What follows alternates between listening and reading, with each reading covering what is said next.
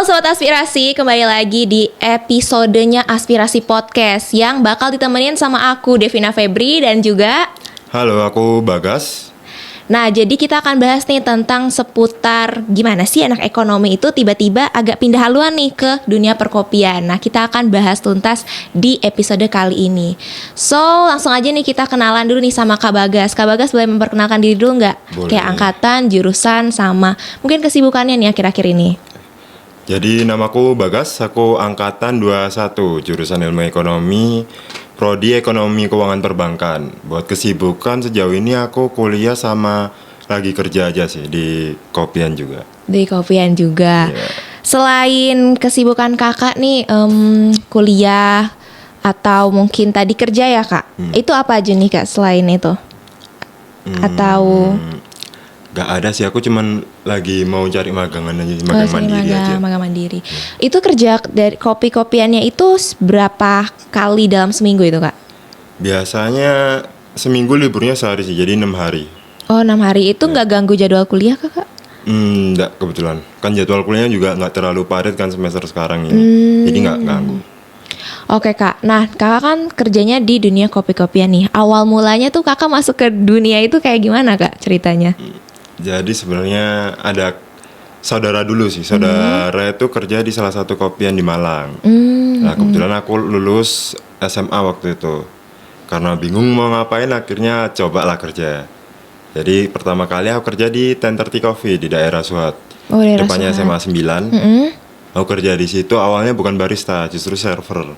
Oh server. Setelah 5 bulan. Server tuh kayak gimana kak, sorry? Server tuh kayak yang nganterin. Oh, nganterin makanan nganterin. customer.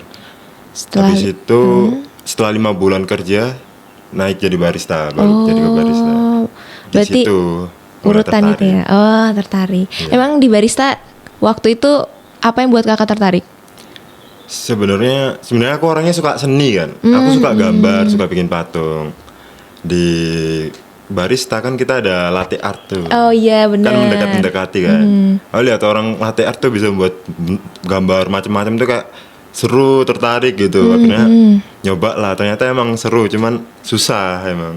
Di situ tertarik. Tapi kan kakak nih ekonomi ya, apalagi ekonomi keuangan dan Iya. perbankan. Kenapa pas kuliah nggak milih tentang seni-seni juga kak? Sebenarnya dulu tuh konsultasi ke orang tua. Oh iya. Aku emang dari SMP niatnya emang masuk ke seni rupa murni di ISI. Emang awal niatnya masuk ke sana, cuman karena emang dari orang tua kurang setuju, karena emang buat pekerjaan kedepannya kan orang tua kan mikirnya kalau seni ini nggak jelas kan mau jadi apa gitu. Akhirnya disuruh ngambil yang jelas-jelas aja. Oh makanya FEB gitu ya. Iya, kebetulan tuh juga saran dari guru BK dulu waktu mau daftar SNM disaranin masuknya ke situ. Akhirnya aku ngambil EKP. Tapi apa yang dipelajarin sama yang kakak minatin, kan perkopian nih kakak minat perkopian, itu ada hubungannya nggak sih kak? Atau malah kayak ekonomi udah ekonomi, kopi-kopi? Sebenarnya nggak ada sih. Cuman kalau di kopi kan emang kita ada hitung-hitungan juga kan. Iya sih. Kita ngitung rasionya. Cuman yang sama ya cuman itu aja sih, kayak cuman hitung-hitungan doang. Kalau mata kuliahnya sih jauh ya emang. Oh iya ya, apalagi keuangan dan perbankan gitu. Tapi kak, aku mau tanya juga nih, yang buat kakak bertahan nih dari semasa selesai SMA sampai sekarang kan masih kerja di kopi-kopian tuh, apa sih yang buat kakak bertahan dan terus tertarik gitu sama perkopian? Jujur kalau di tempat yang pertama dulu bertahannya karena timnya. Timnya, oke. Timnya orang-orangnya tuh enak gitu, seru. Jadi buat ngobrol, buat sharing-sharing pengalaman juga enak. Terus semakin kesini makin tertarik lah. Apalagi kayak R&D menu, aku suka banget buat menu sih sebenarnya. Cuman emang baru beberapa menu aja yang keluar. Nah, kebetulan karena aku selama ini nyobanya di kopi-kopian lokal, sekarang nyobanya di kopian brand. Oh, kopian Gitu. brand. Brandnya apa kak kalau boleh tahu? Sekarang aku lagi di Tomoro. Oh, Tomoro Coffee. Malang ya. Iya. Itu boleh dijelasin gak kan nih kayak mungkin dari proses diterimanya sampai nanti jadi kayak barista atau karyawan tetapnya? Waktu itu lihat lowongan kerjanya sih, terus aku nyoba daftar, akhirnya interview. Sebenarnya emang aku awalnya tuh emang udah nggak mau kerja emang awalnya, udah mau stop, mau kuliah aja. Cuman karena emang bosen ya, Iya soalnya sih. aku kemarin KRS-an ternyata matkul yang aku ambil cuman dikit juga. Akhirnya nyari lah, artinya beberapa tempat udah keterima. Cuman karena aku lihat ada Tomorrow, kan aku tertarik nih sama kopian brand juga, belum pernah. Akhirnya aku nunggu kepastian dari Tomorrow lah. Akhirnya seminggu setelah interview diterima, dikabarin kalau diterima. Kita briefing, habis briefing besoknya ada training materi dulu. Jadi training materi itu kita dijelasin tentang Tomorrow itu kopi-kopian kayak gimana, SOP-nya gimana, sistemnya dia gimana. Baru setelah 3 hari training materi kita nanti training toko itu selama 2 minggu 2 minggu. di cabang Tomorrow yang ada di Malang. Selama 2 minggu itu, selama training itu kita belum tentu keterima, Oh, berarti kayak masuk seleksi juga ya, Kak? masih seleksi. Jadi kemarin waktu yang teman-temanku juga ada yang kekat waktu training. Oh, Kak. Ya, dia diberhentiin waktu training, akhirnya dia nggak lanjut. Jadi kalau kita udah lewat 2 minggu training itu, kita langsung persiapan buka toko. Nanti ada eval bareng, briefing bareng, terus baru besoknya soft opening. Oh, berarti Kebetulan Tomorrow yang ku tempati sekarang belum grand opening, baru soft opening aja. Oh, berarti kayak sebulanan training baru dilepas gitulah ya Iya. istilahnya. Oh, oke. Tapi nih Kak, Kakak kan EKP, keuangan dan perbankan. Iya. Dan juga kopi, itu kan agak beda nih ya Kak. Nah, aku tuh kayak penasaran nih. Tantangan terbesar Kakak dalam membagi kedua hal tersebut antara akademik sama jenjang karir lah berarti istilahnya ini. Gimana Kak itu? Aslinya Tantangan. ini sih, bagi waktu sih. Bagi waktu, oke. Sama, aku sebenarnya jujur ya, awal kuliah karena emang nggak sesuai keinginan, agak males emang jujur. Oh iya iya. Aku kan, soalnya kan ada kan tipe orang yang kalau dia emang suka, emang dia tertarik sama bidang itu, dia bakal Semangat ya. jalannya. Kalau dia nggak tertarik, dia bakal ya males-malesan gitu lah. Aku tipe kalau orang yang kayak gitu. Jadi awal-awal tuh awal-awal sih masih oke lah ya. Habis kayak kerja terus, ngerasain lah dapat uang sendiri. Iya. Di semester tengah itu agak malas kuliah, jadi akhirnya nilaiku di semester 5 kayaknya kemarin tuh agak turun dibandingin yang semester sebelumnya, agak jeblok. Akhirnya kan harus ngulang lagi kan aku semester Ada yang ini. ulang. Jadi harus benerin lagi. Mungkin itu sih kendalanya. Tapi kan emang semester 5 itu Iya. masa-masanya. Masa-masa susah ya. Iya, walaupun yang nggak kerja atau yang nggak ikut organisasi pun struggle juga di Iya, semester 5. semester 5 emang. Wow. Tapi Kak, dapat dukungan gak sih dari orang tua waktu milih kerja gitu? Awalnya sih dapat dukungan. Cuman agak kesini orang tua maunya fokus kuliah aja. Cuman karena emang aku minat di bidang itu, aku nggak mau, aku tetap bilang mau kerja. Sekalian buat jadi macu biar kita semangat belajar juga gak sih Kak? Iya, soalnya emang kalau di kampus udah males, di tempat kerja itu bisa naikin mood gitu loh, bisa happy, ngobrol iya, sama orang, sih. ketemu orang baru. Itu Iya, sih. setuju. Kalau lagi nggak mood setelah kelas, mungkin karena dosennya atau mata kuliahnya Iya. susah, terus ketemu orang di luar jadi semangat lagi. Iya. Berarti ekstrovert ya kakak? Aslinya introvert sih Oh, aku. dia introvert. Cuman karena emang faktor pekerjaan ini harus jadi ekstrovert jadinya. Cuman nggak terlalu ekstrovert sih. Berarti mempengaruhi juga ya pekerjaan. Iya, apalagi kan Iya. sekarang kan kalau di Tomorrow ini kan kita harus ngutamain public speaking juga kan. Jadi harus sering-sering ngobrol sama customer kan. Apalagi tempatnya tempat baru kan. Kadang kita harus tanya pendapat customer, apa yang kurang dari tempat kita, buat nanti dibenahin lagi gitu. I see. Menurut Kak Bagas sendiri nih Kak, aku mau nanya, apakah passion kita ini harus sesuai dengan jurusan yang kita ambil? Kalau buat aku nggak harus sih. Gak harus ya? Soalnya contohnya kayak aku, passion kan bisa diambil di luar jam kuliah kan. Bisa kita lakuin di luar jam kuliah. Kalau kuliah ya udah cuman buat nyari ilmu aja kita. Nyari ilmu. Kalau passion kita bisa ngelakuin di luar itu. Tapi dapat ini gak sih Kak relasi juga? Dapat juga sih Relasi relasi. ya. Iya. Kebetulan aku kerja dari tempat satu ke tempat yang lain sih dapatnya dari temen sih. Oh, dari info dari teman Iya. gitu ya. Kebetulan dapat dari temen. Ya sih, aku juga setuju sama pendapat Kak Bagas yang nggak harus sesuai jurusan, nggak harus sesuai passion, karena passion Iya. bisa cari di luar. Karena kata Bapak Nadiem Makarim juga kan, Iya. menteri yang sebelumnya 80% orang yang lulus itu nggak sesuai kerja di bidang apa yang jurusannya. Jadi sebenarnya itu nggak masalah ya, asal dari diri kitanya sendiri aja bisa adaptasi Iya sih. dan cari apa yang kita suka. Nah, aku juga mau nanya nih Kak, kira-kira apa sih hal yang didapat selama Kakak antara kuliah dan juga kerja ini? Dapat banyak hal sih. Di kuliah aku dapat ilmu. Di luar juga dapat ilmu. Dapat relasi juga. Oke. Jadi kayak double di kuliah kita dapat ilmu, dapat relasi, di luar dapat ilmu, dapat relasi juga. Nambah ilmu lah, nambah skill. Iya, nambah skill. Kalau skill Kakak nih yang Kakak dapetin di luar jam kuliah itu apa aja Kak? Kalau di barista jelas skill tentang berkaitan dengan kopi sih. Oke. Kayak ngelatih gitu-gitu. Sama karena aku tadi bilang aku introvert ya. Iya. Sekarang aku jadi lebih ekstrovert, jadi lebih gampang berbaur sama orang semenjak kerja ini. Karena ya sering-sering ngobrol lah sama orang. Jadi kan ngelatih public speaking juga ke orang. Skill Gitu public sih. speaking. Oke. Dan ada nggak sih Kak, boleh diceritain gitu kayak pengalaman tidak terlupakan waktu jadi barista atau selama kerja di perkopian? Kalau pengalaman sih banyak ya yang kalau nggak terlupakan ya. Lebih ke seru sih. Jadi kalau di tempatku yang pertama dulu, kita setiap ada orang ulang tahun pasti kita rayain gitu, kita kasih surprise. Cuman kalau pengalaman, aku kemarin di Tomoro ada sih dapet customer dari luar negeri. Wah, luar negeri. Cuman susahnya dia nggak bisa bahasa Inggris, susahnya bahasa Cina, sedangkan aku nggak bisa juga. Jadi ibaratnya ngomong tuh kayak pakai bahasa isyarat gitu, agak susah kan.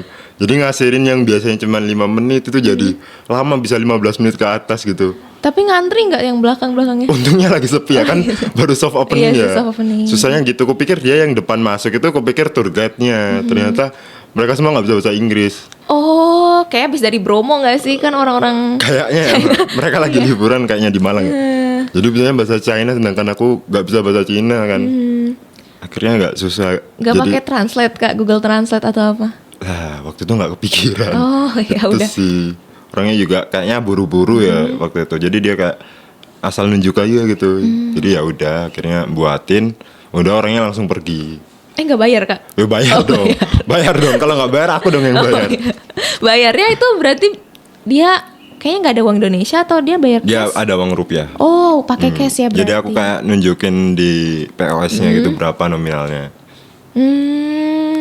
Wah, menarik ya. Ketemu orang asing yang nggak bisa bahasa Inggris juga. Tapi kalau Iya. yang kalau ngomong bahasa Inggris kan kayak masih aman-aman aja ya. Aman-aman aja sih sebenarnya. Ini bahasa Mandarin China.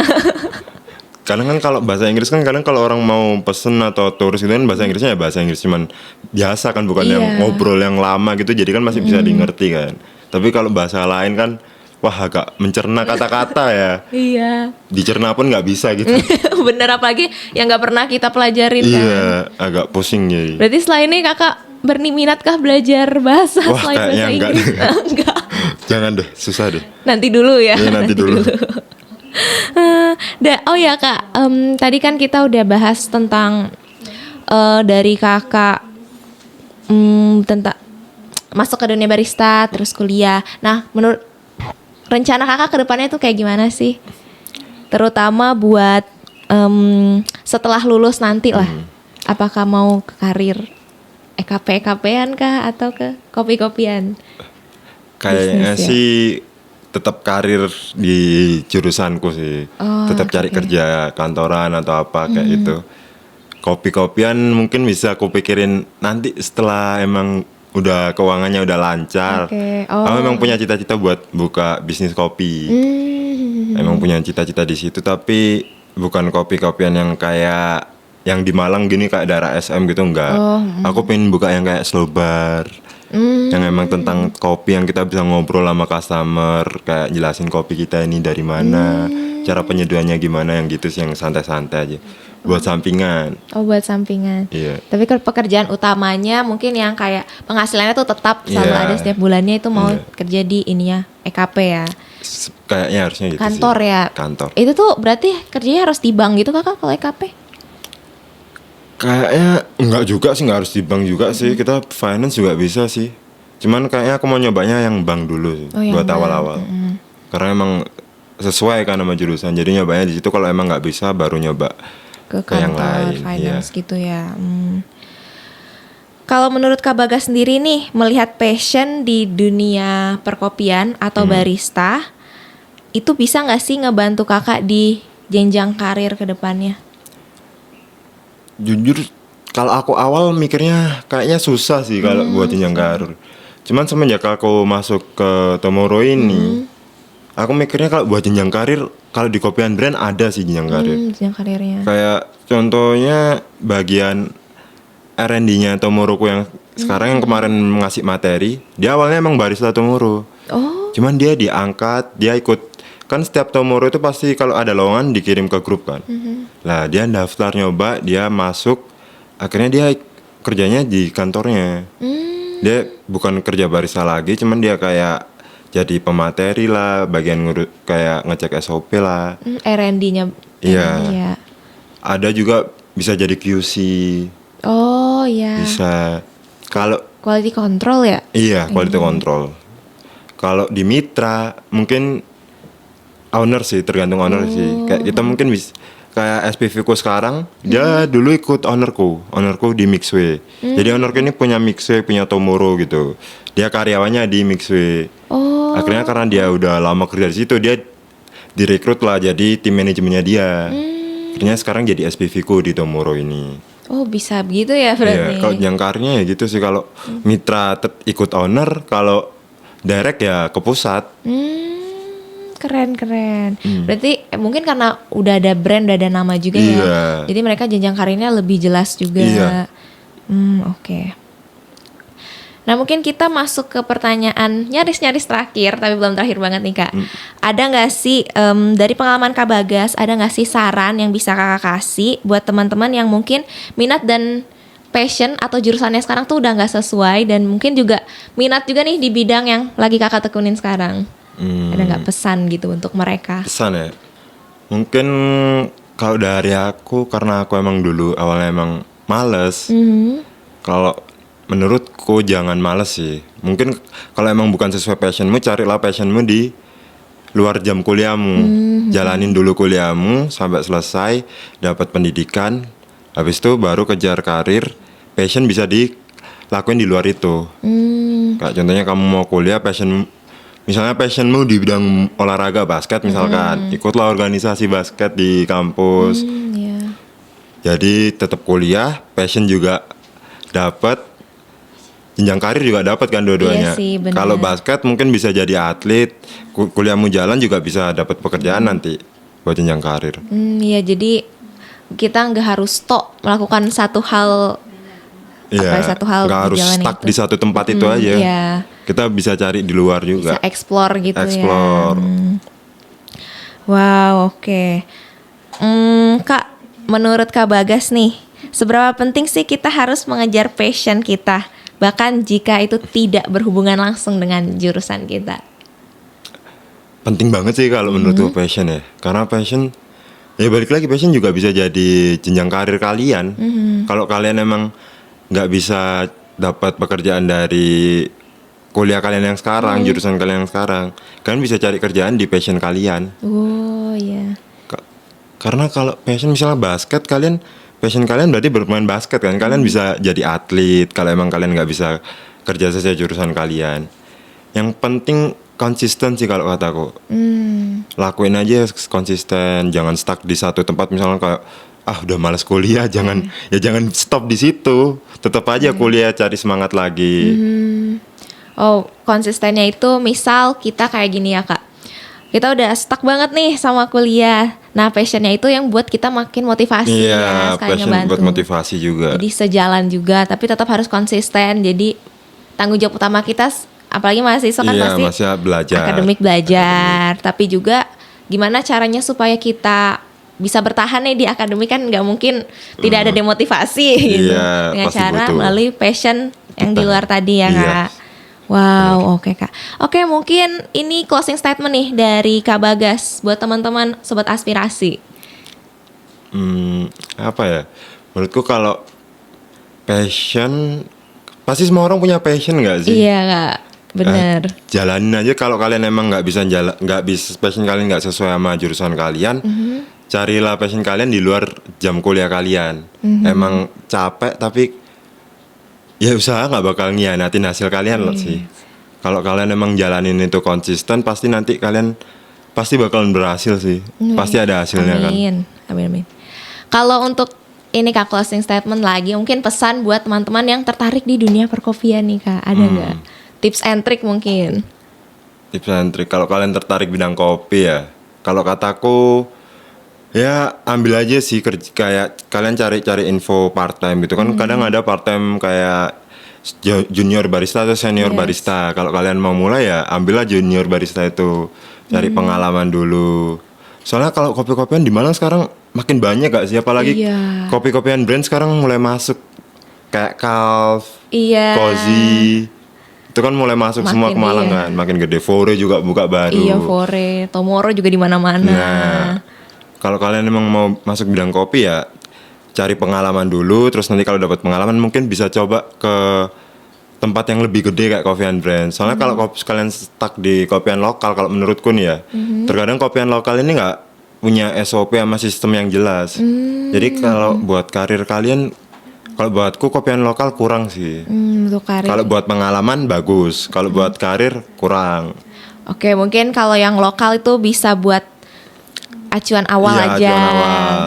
Terus nanti emang kalau misalkan benar-benar tertarik dan pengen ngelanjutin sebagai karir yang Iya. tetap, itu ke mungkin yang brand yang Brand. lebih jelas, atau mungkin buka sendiri gitu ya Kak. Bisa juga itu. Bisa Itu juga. lebih bagus sih Iya. kalau menurutku buka sendiri. Ya oke, wah kita udah bahas tentang passion, gimana Kak Bagas juga dari yang tadinya nggak stroke ya sama jurusan kakak sendiri, Yes. terus akhirnya menemukan dan akhirnya sampai sekarang juga masih bisa melanjutkan kuliah dengan sambil bekerja sesuai dengan apa yang kakak suka. Aku mau ngomong makasih banget Kak Bagas udah mau sharing-sharing di Aspirasi Podcast ini di episode kali ini. Dan juga buat teman-teman Sobat Aspirasi, buat kamu yang mungkin sekarang nih jurusannya nggak sesuai dengan apa yang kamu suka, carilah passion kamu seperti Kak Bagas tadi. Carilah passion kamu di luar atau bereksplorasi di luar dari jam kuliah kamu. Memang capek tapi usaha tidak akan mengkhianati hasil. Oke, segitu dulu episode kita kali ini Kak Bagas. Sekali lagi thank you so much. Sama-sama. And see you di next episode. Bye.